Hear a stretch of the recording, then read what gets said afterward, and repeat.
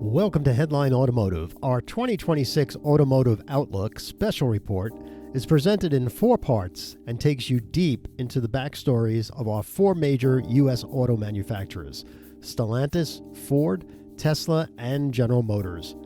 With each brand, we'll tackle missteps, accomplishments, and opportunities, somewhat of a marketing and financial autopsy without hurting the patient. At the end of the series, we'll rank them from best to worst with some suggestions along the way.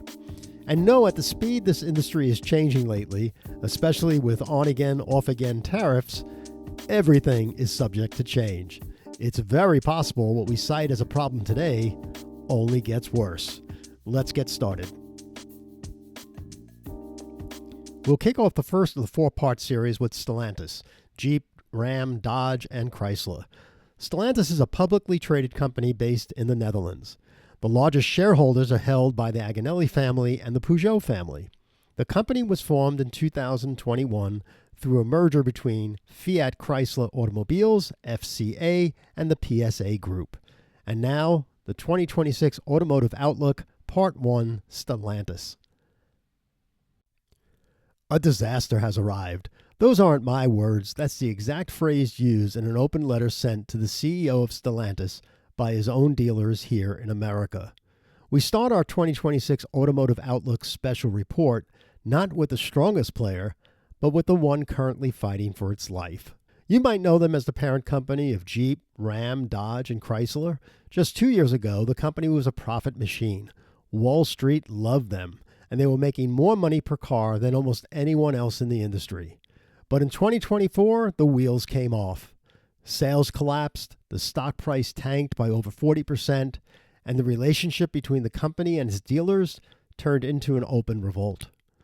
Today we're going to look at exactly what went wrong, why thousands of unsold cars are piling up on dealer lots, and most importantly, is this company safe to buy from or invest in as we head into 2026? Let's dive in. To understand the crash, you have to understand the strategy that caused it. For the last few years, Stellantis was run by a CEO named Carlos Tavares. His philosophy was very simple: value over volume. Basically, he didn't care if they sold fewer cars as long as they made a huge profit on every single one they sold. They jacked up prices, they cut incentives, and they tried to turn mainstream brands like Jeep and Ram into luxury products. And it worked until it didn't. In 2024, interest rates stayed high, and American families, squeezed by inflation, stopped playing the game. They stopped buying $60,000 Jeeps and $80,000 Ram trucks. They went to Toyota and they went to Ford. The CEO later admitted to arrogance in how they handled the U.S. market. They assumed the brand loyalty for Jeep and Ram was so strong that you would pay anything to drive one, and they were wrong. When people stop buying cars but the factories keep running, you get what we call an inventory crisis. In the car business, we measure inventory in days supply. Basically, if you stop building cars today, how many days would it take to sell everything on the lot? A healthy number is about 60 days, and Toyota usually runs lean about 30 to 40 days. Throughout 2024, Stellantis brands were exploding off the charts. Ram and Jeep were consistently sitting over 100 days supply, and at one point Dodge was reportedly near 180 days. That means dealers were holding on to cars for 4, 5, sometimes 6 months. And remember, dealers borrow money to buy those cars from the factory, and every day a car sits there, the dealer pays interest on it. This inventory bloat drained millions of dollars from local dealerships, which brings us to the revolt. Back in September 2024, the U.S. Dealer Council, the people who actually sell these cars, sent a public letter to the CEO. They accused the leadership of reckless short-term decision-making to boost their own bonuses while destroying the American brands. But the data is even worse than the letter.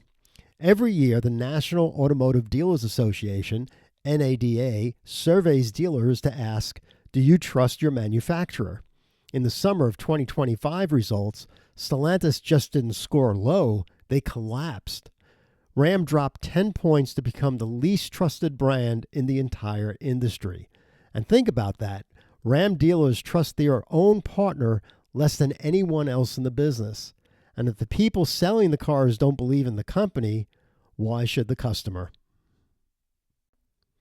This chaos hit the bottom line real hard. In the first half of 2024, Stellantis net profit crashed by nearly 50%.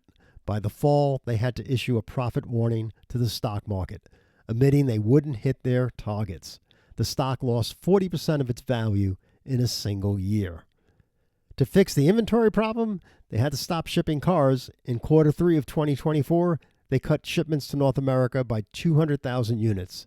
And this was the medicine they needed to take, but it tasted terrible for investors. It meant revenue dropped by 27% in a single quarter. So here is the verdict for 2026. Stellantis is in the emergency room. They have forced out their CEO, Carlos Tavares. They're trying to clear out the old inventory, and they're promising a product blitz with a new electric Dodge Charger and Ram Charger truck. Leading the charge since June of this year is their new CEO, Antonio Filosa. His resume includes 25 years of experience with Stellantis brands, and he was a former COO of North America and head of product quality. His initial priorities include growing the retail market share, mending relationships with their dealers and their unions, streamlining the product portfolio, and restoring investor confidence. So how are things going with Stellantis since the new CEO stepped in June? Well, the good news is the bleeding has stopped. In the third quarter of 2025, Stellantis finally posted a win. U.S. sales rose by 6%, and their market share hit 8.7%, which was their highest in over a year. The new management team celebrated this as a turnaround. But if you look closer, old habits are coming back. Despite the better sales, inventory is piling up again. By October of 2025, Jeep dealers were back to sitting on 123 days supply, and that's still double the inventory of Toyota and Honda. So while they're selling more cars, they're building them even faster, risking the same trap that almost killed them in 2024. So here is the final verdict for Stellantis in 2026. They have moved from the emergency room to the intensive care unit. They forced out their old CEO, they have launched their new electric Chargers, and the sales are technically up.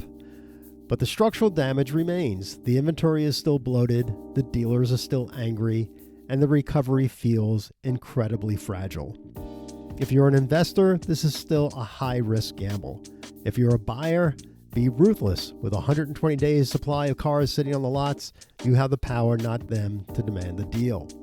For 2026, Stellantis remains the absolute riskiest bet of the big three. Next up in our series, we're going to look at the other side of the coin, the company that found the hybrid sweet spot and is quietly dominating the commercial world. Join us for part 2, Ford Motor Company. See you here.